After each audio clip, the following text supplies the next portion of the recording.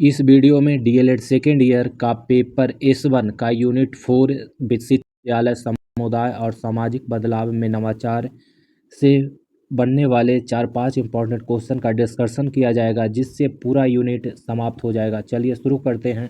पहला प्रश्न, शिक्षा से आप क्या समझते हैं? भारतीय शिक्षा व्यवस्था में सुधार हेतु अपने सुझावों को विस्तार से वर्णन करें।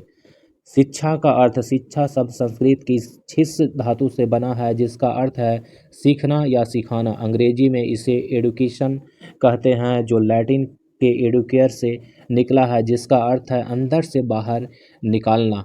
महात्मा गांधी के अनुसार शिक्षा से मेरा अभिप्राय बालक और मनुष्य के शरीर, मन और आत्मा के सर्वांगीण एवं सर्वोत्कृष्ट विकास से है। मतलब महात्मा गांधी के अनुसार शिक्षा से मेरा अभिप्राय बालक और मनुष्य के शरीर, मन और आत्मा के सर्वांगीण एवं सर्वोत्कृष्ट विकास से है। यह जीवन पर्यंत चलने वाली एक सामाजिक और गतिशील प्रक्रिया है। भारतीय शिक्षा में सुधार हेतु प्रमुख सुझाव। भारतीय शिक्षा में व्यवस्था में सुधार हेतु प्रमुख सुझाव। वर्तमान समय में हमारी शिक्षा व्यवस्था कड़ी विसंगतियों से जूझ रही है। इसमें सुधार के लिए निम्नलिखित कदम उठाए जाने चाहिए। पहला, व्यावसायिक और कौशल आधारित शिक्षा। हमारी वर्तमान शिक्षा अत्यधिक सैद्धांतिक है, जो केवल डिग्रियां बांटती है। माध्यमिक स्तर से ही शिक्षा को रोजगार उन्मुखी और कौशल आधारित स्किल बेस्ड बनाया जाना चाहिए, ताकि छात्र आत्मनिर्भर बन सके, जैसा कि एनईपी नेशनल एजुकेशन पॉलिसी 2020 में भी कहा गया है। दूसरा, परीक्षा प्रणाली में आमूलचूल सुधार। रटने की प्रवृत्ति पर आधारित वार्षिक परीक्षा के स्थान पर सतत एवं व्यापक मूल्यांकन को प्रभावी ढंग से लागू किया जाना चाहिए, जो छात्र के केवल अंक नहीं बल्कि उसकी समझ और रचनात्मक को मापे। शिक्षकों का निरंतर व्यावसायिक विकास। शिक्षकों को समय समय पर आधुनिक शिक्षण तकनीकों, बाल मनोविज्ञान और डिजिटल उपकरणों का प्रशिक्षण दिया जाना चाहिए, ताकि वे कक्षा को जीवंत बना सके। बजट में वृद्धि और बुनियादी ढांचे का सुदृढ़ीकरण। कोठारी आयोग की सिफारिश के अनुसार शिक्षा पर जीडीपी का कम से कम 6% खर्च होना चाहिए। सरकारी स्कूलों में अत्याधुनिक लैब, पुस्तकालय और इंटरनेट की सुविधा होनी चाहिए। नेक्स्ट, मातृभाषा को प्राथमिकता। प्रारंभिक शिक्षा अनिवार्य रूप से स्थानीय भाषा या मातृभाषा में होनी चाहिए, ताकि बच्चों का संज्ञानात्मक विकास स्वाभाविक रूप से हो सके। निष्कर्ष, भारतीय शिक्षा व्यवस्था को प्रमाण पत्र केंद्रित होने के बजाय ज्ञान और चरित्र केंद्रित बनाना होगा। जब तक हम शिक्षा प्रणाली में ये बुनियादी बदलाव नहीं लाएंगे, तब तक हम अपनी विशाल युवा आबादी को डेमोग्राफिक डिविडेंड, जनसांख्यिकी लाभांश नहीं बदल पाएंगे। प्रश्न संख्या दूसरा, क्या समुदाय से कटकर किसी विद्यालय का अस्तित्व सुरक्षित रह सकता है? इस संदर्भ में अपना तर्कपूर्ण अभिमत प्रस्तुत करें।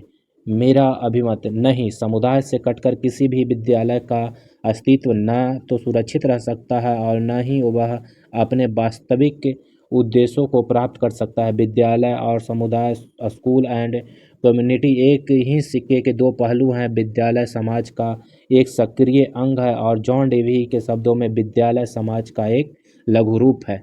इस संदर्भ में प्रमुख तर्कपूर्ण बिंदु निम्नलिखित हैं। पारस्परिक निर्भरता, म्यूचुअल इंटरडिपेंडेंस। विद्यालय को बच्चे संसाधन और सामाजिक मान्यता समुदाय से ही प्राप्त होती है। यदि समुदाय विद्यालय से विमुख हो जाए तो विद्यालय में बच्चों का नामांकन गिर जाएगा और वह एक निर्जीव भवन बनकर रह जाएगा। दूसरी ओर, समुदाय को सब अनुशासित और कुशल नागरिक विद्यालय से मिलते हैं। व्यावहारिक शिक्षा की आवश्यकता। बच्चा विद्यालय में जो कुछ भी सीखता है, उसका प्रयोग उसे अंततः समुदाय में ही करना होता है। यदि विद्यालय का पाठ्यक्रम समुदाय की आवश्यकताओं, संस्कृति और आकांक्षाओं से मेल नहीं खाएगा, तो वह शिक्षा अप्रासंगिक और व्यर्थ हो जाएगी। विद्यालय प्रबंधन में समुदाय की भूमिका। आरटीई अधिनियम 2009 के तहत प्रत्येक सरकारी स्कूल में विद्यालय प्रबंधन समिति का प्रावधान है। इसमें स्थानीय अभिभावकों की 75% भागीदारी होती है। यह समिति विद्यालय के सुचारू संचालन, मध्याह्न भोजन की निगरानी और वित्तीय पारदर्शिता सुनिश्चित करती है। समुदाय के सहयोग के बिना स्कूल प्रशासन निरंकुश या निष्क्रिय हो सकता है। चौथा, संसाधनों का साझाकरण। कई बार विद्यालयों को अतिरिक्त भूमि, खेल सामग्री और सांस्कृतिक उत्सवों के लिए समुदाय के सहयोग की आवश्यकता होती है। समुदाय भी विद्यालय के भवन का उपयोग सामाजिक बैठकों या आपदा के समय आश्रय स्थल के रूप में करता है। निष्कर्ष, अंततः विद्यालय और समुदाय के बीच एक जीवंत और सकारात्मक सेतु होना अनिवार्य है। एक कुशल शिक्षक को हमेशा अभिभावक, शिक्षक, बैठकों और सामुदायिक उत्सवों के माध्यम से समाज को विद्यालय की गतिविधियों से जोड़कर रखना चाहिए, क्योंकि समुदाय के समर्थन से ही विद्यालय एक सुरक्षित और समृद्ध शिक्षण केंद्र बन सकता है। प्रश्न संख्या 3, समाज में सामाजिक, आर्थिक एवं सांस्कृतिक बदलाव लाने में विद्यालय की महत्वपूर्ण भूमिका है। इस कथन की व्याख्या करें।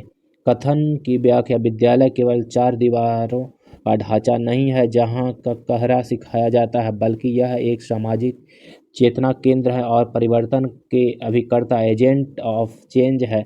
समकालीन भारतीय समाज में वांछित सामाजिक, आर्थिक और सांस्कृतिक परिवर्तन लाने में विद्यालय केंद्रीय भूमिका निभाता है। यह त्रिकोणीय बदलाव में विद्यालय की भूमिका को इस प्रकार समझा जा सकता है। पहला, सामाजिक बदलाव, सोशल चेंज।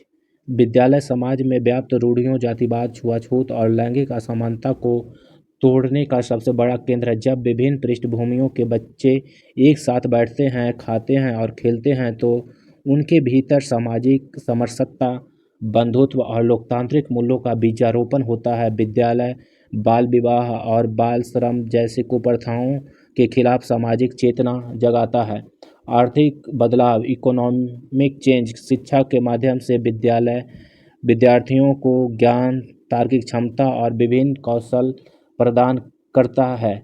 यही कौशल आगे चलकर उन्हें आधुनिक व्यवसायों, उद्योगों और तकनीकी क्षेत्रों में रोजगार के योग बनाता है। आर्थिक रूप से सक्षम होकर ये बच्चे अपने परिवार को गरीबी से बाहर निकालते हैं, जिससे पूरे समाज और आर्थिक स्तर ऊपर उठता है और वर्ग भेद कम होता है। सांस्कृतिक बदलाव, कल्चरल चेंज। संस्कृति गतिशील होती है। विद्यालय एक तरफ तो बाहरी गौरवशाली सांस्कृतिक विरासत, नैतिक मूल्य और लोक कलाओं का संरक्षण और हस्तांतरण नई पीढ़ी में करता है, तो दूसरी तरफ पुरानी संस्कृति के दोषपूर्ण तत्व जैसे अंधविश्वास को परिष्कृत करता है। यह वैश्विक और प्रगतिशील सांस्कृतिक मूल्यों को अपनाने की क्षमता विकसित करता है। निष्कर्ष, संक्षेप में कहें तो समाज जैसा भविष्य में दिखना चाहता है संक्षेप में कहें तो समाज जैसा भविष्य में दिखना चाहता है, वह अपनी वैसी ही रूपरेखा अपने विद्यालयों में तैयार करता है। विद्यालय ही वह नर्सरी है जहाँ एक प्रगतिशील, न्यायपूर्ण और आत्मनिर्भर समाज के बीजों को सींचा जाता है। प्रश्न संख्या 4, शिक्षा के माध्यम से समाज में नवाचार आता है। इस कथन की व्याख्या कीजिए। कथन की व्याख्या: नवाचार, इनोवेशन का तात्पर्य किसी भी क्षेत्र में नए विचारों, नए पद्धतियों, नए तकनीकों या नए दृष्टिकोणों को अपनाने से है, जो पुरानी व्यवस्था को अधिक प्रभावी और सरल बनाते हैं। शिक्षा मनुष्य के मस्तिष्क को व्यापक, खोजी और गतिशील बनाती है, इसलिए शिक्षा को नवाचार की जननी कहा जाता है। शिक्षा समाज में निम्नलिखित रूपों में नवाचार का संचार करती है। तार्किक और वैज्ञानिक दृष्टिकोण का विकास। शिक्षा व्यक्ति को क्या, क्यों और कैसे पूछना चाहती है। जब समाज में तार्किक सोच बढ़ती है तो लोग पारंपरिक और दक्यासुनी तरीकों को छोड़कर नए और वैज्ञानिक तरीकों को अपनाते हैं, जो कि सामाजिक नवाचार है। तकनीकी और आर्थिक नवाचार। विद्यालयों और उच्च शिक्षण संस्थानों में मिलने वाली तकनीकी शिक्षा के कारण ही आज समाज में डिजिटल क्रांति, ऑनलाइन बैंकिंग, ई लर्निंग और उन्नत कृषि तकनीकों जैसे ड्रिप इरिगेशन संभव हो पाई है। ये नवाचार जीवन को सुगम बनाते हैं। शिक्षण अधिगम में नवाचार। स्वयं शिक्षा के क्षेत्र में बड़े नवाचार हुए हैं, जैसे खेल खेल में सीखना, प्ले वे मेथड, ICT का उपयोग, कबाड़ से जुगाड़, TLM निर्माण और अनुभवनात्मक अधिगम। जब बच्चे बचपन से नवाचारी माहौल में पढ़ते हैं तो वह बड़े होकर समाज के अन्य क्षेत्रों में भी नए प्रतिमान स्थापित करते हैं। प्रशासनिक और सामाजिक प्रणालियों में सुधार। शिक्षा के माध्यम से ही लोकतंत्र, मानवाधिकार और पर्यावरण संरक्षण जैसे नए वैश्विक विचार समाज का हिस्सा बने हैं, जिन्होंने समाज शासन और सामाजिक व्यवस्था के पुराने ढर्रे को बदला है। निष्कर्ष, अंततः कोई भी समाज स्थिर रहकर प्रगति नहीं कर सकता है। परिवर्तन प्रकृति का नियम है और इस परिवर्तन को सकारात्मक दिशा देने का काम नवाचार करता है, जिसका एकमात्र इंजन शिक्षा है। देखने के लिए धन्यवाद। इस वीडियो को ज़्यादा से ज़्यादा लोगों के बीच में शेयर करें और PDF प्राप्त करने के लिए अधिक लोगों के पास शेयर और सब्सक्राइब करवाएं।